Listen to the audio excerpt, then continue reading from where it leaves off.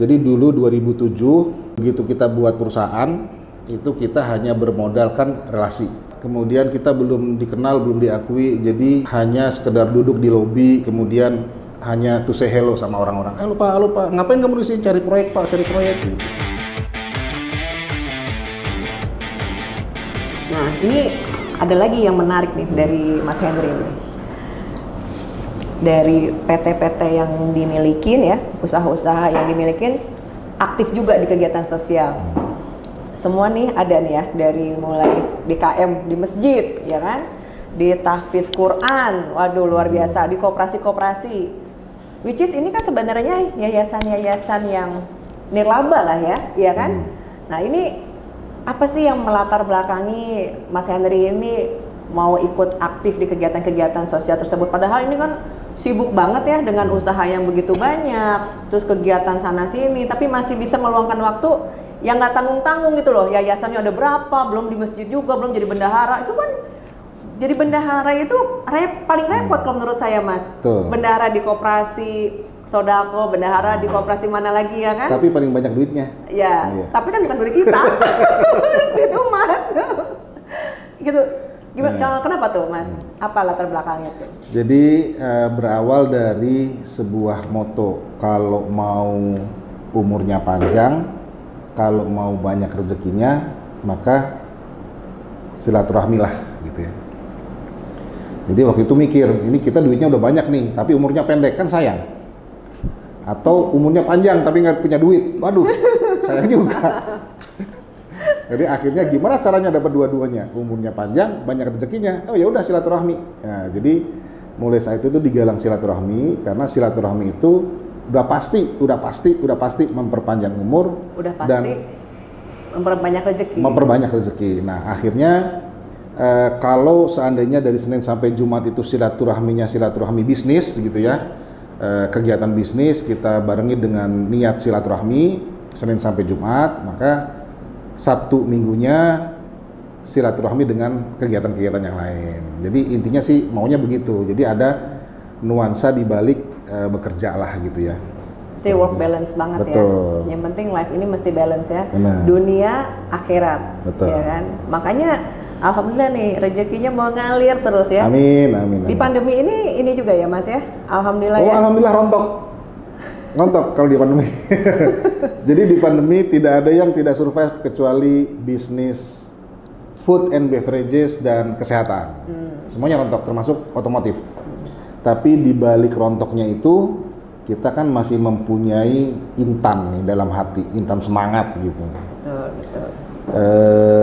Jangan sampai yang sudah kita bangun selama ini habis hanya karena pandemi. Pandemi bukan musuh kita gitu kan. Jadi tetap diri kita ya. Tetap diri kita. Jadi yang harus kita kendalikan. Betul, ya? Kita kendalikan diri kita coba atur-atur strategi, pengetatan dan segala macamnya. Kita atur strategi supaya jangan ada hal-hal yang di luar budget dulu gitu ya. Kemudian baru kita bina lagi setelah pandemi ini. Jadi ya semoga pandemi cepat berlalu. Saya yakin ini bisnis akan terus growing karena pasti ini pesanan sih pasti masih banyak terus nih. Masih banyak ya. Apalagi ini ada Tesa ya Mas ya? Tesa, ada 3M, kita 3M. Juga satu lagi Nicolite dan Honeywell. Wow, Honeywell juga ya Mas ya? Honeywell juga. Okay. Honeywell kebetulan ada prinsipal dari Asia Pasifik yang datang ke perusahaan kami dan minta tolong untuk menjualkan gitu. Jadi ya distributor berarti ya? Waduh keren memang. Dan sejarahnya semuanya begitu semuanya. Dulu kita mengharapkan brand itu susah banget. Kita mau cari brand itu susah banget. Kenapa? Karena belum dikenal di dunia luar. Tetapi semenjak 2009 barang kita laku di otomotif gitu ya, 1, 2, 3 laku di otomotif, kemudian omsetnya nanjak. Tanpa kita minta pun brand akan mendatangi kita, tolong dong jualkan ini, tolong dong jualkan ini, tolong dong jualkan ini. Gitu. Pernah bermasalah nggak sih sama brand-brand yang ini?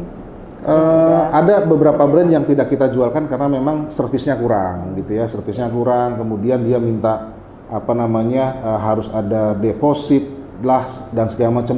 Nah itu kita tidak terima. Jadi mana yang dirasa win-win solution, itulah yang kita jalankan ya? gitu. Oke.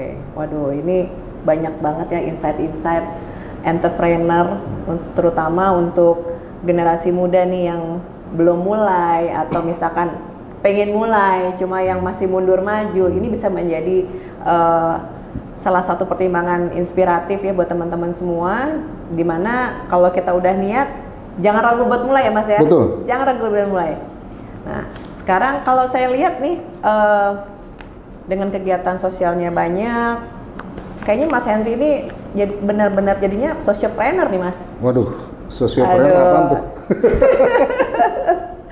Wirausaha, entrepreneur yang sangat concern dengan kegiatan-kegiatan sosial gitu loh. Nggak hanya bisnis aja yang menjadi concern, tapi juga mau berbagi. Terus berbagi ilmu juga ya Mas? Siap. Iya kan? Aku lihat ini jadi pemateri rutin nih dari 2017 di komunitas Dianpro Bekasi Raya. Oh nih. iya. Nah ini kumpulan startup entrepreneurship Bekasi Kerawang loh untuk chapter Kota Bekasi loh. Aduh, bener banget nih ya, nggak salah nih hari ini tamu kita luar biasa nih. Kayaknya ini salah nih, bukan sampai sekarang, sampai 2019. Soalnya 2019, begitu okay. Covid udah berhenti. Oke.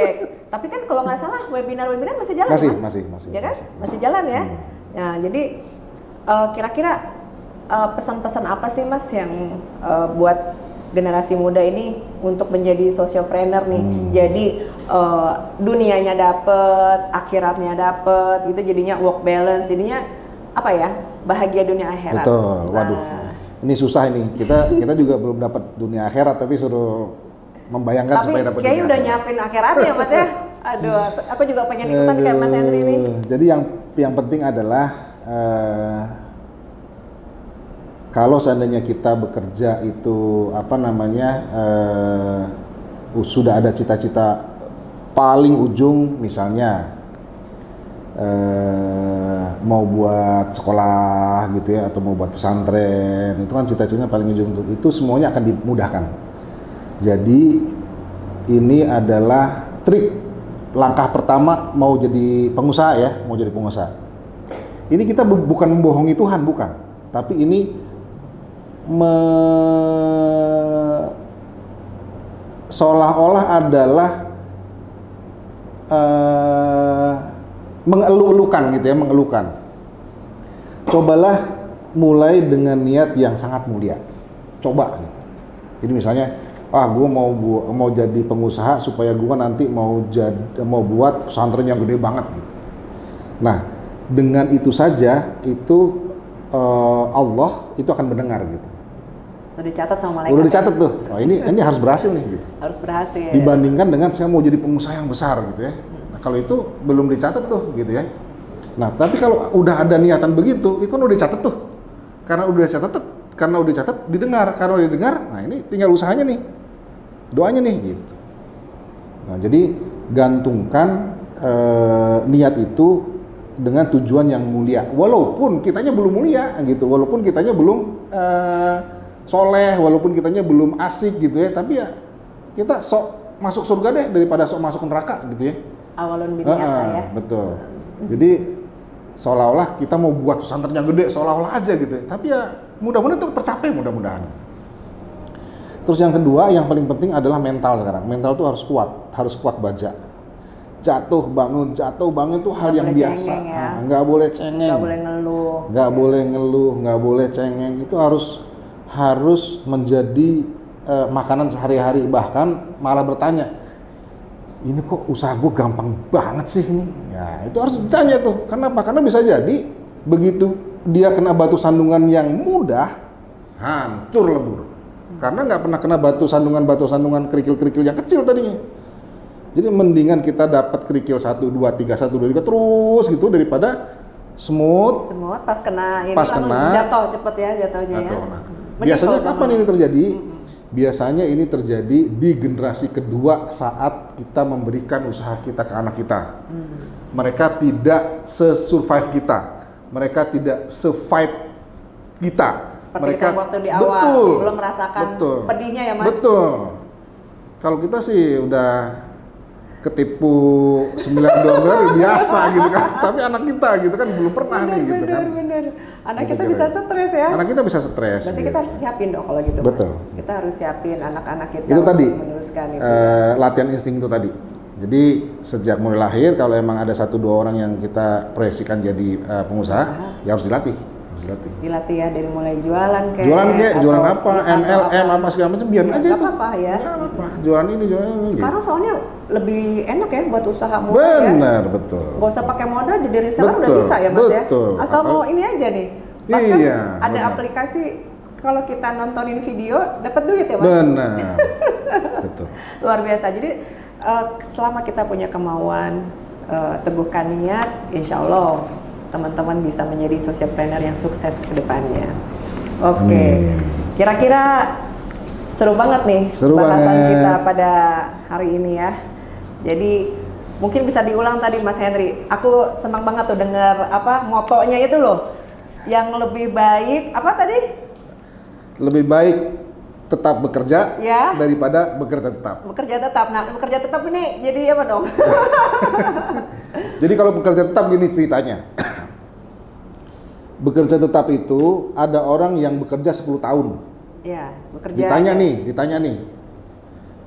Mas, berapa tahun pengalaman? Oh, saya 10 tahun Pak pengalaman. Oke. Di tahun pertama ngerjain apa aja? Oh, saya accounting Mas. Saya dari tahun pertama nih ngerjainnya ini. Kemudian tahun kedua juga ini. Tahun ketiga ini. Berarti pengalaman Anda hanya 1 tahun diulang 10 kali. Iya benar-benar. Tapi kalau tetap bekerja, Kerja ya terus. bisa Bisa improve, beda-beda ya? tiap hari. Oh. Bisa beda-beda tiap hari. Bisa improve malah ya. Bisa improve malah. Oke, jadi Gitu. nah itu ini moto yang istilahnya saya mesti bisa boleh disebarin ya Mas? Satu lagi motonya. Apa tuh? Jangan kerjakan hari ini apa yang bisa dikerjakan besok. Tuntaskan pekerjaan. Tuntaskan hari ini. Begitu selesai tuntas, ambil waktu untuk me time. Oke. Besok ya besok. Besok ya besok. Jadi jangan nunda yang buat besok gitu ya. Iya, jadi jangan hari ngerjain ini besok ditunda ya. gitu ya. Wah itu ini bagus nih buat catatan mahasiswa ya. Yang buat tugas-tugas akhir ya. Aduh. Jadi luar biasa. Teman-teman, sahabat Bima, stay tune terus di Binara Podcast. Kita akan terus menghadirkan tamu-tamu yang luar biasa. Stay tune di Binara Podcast.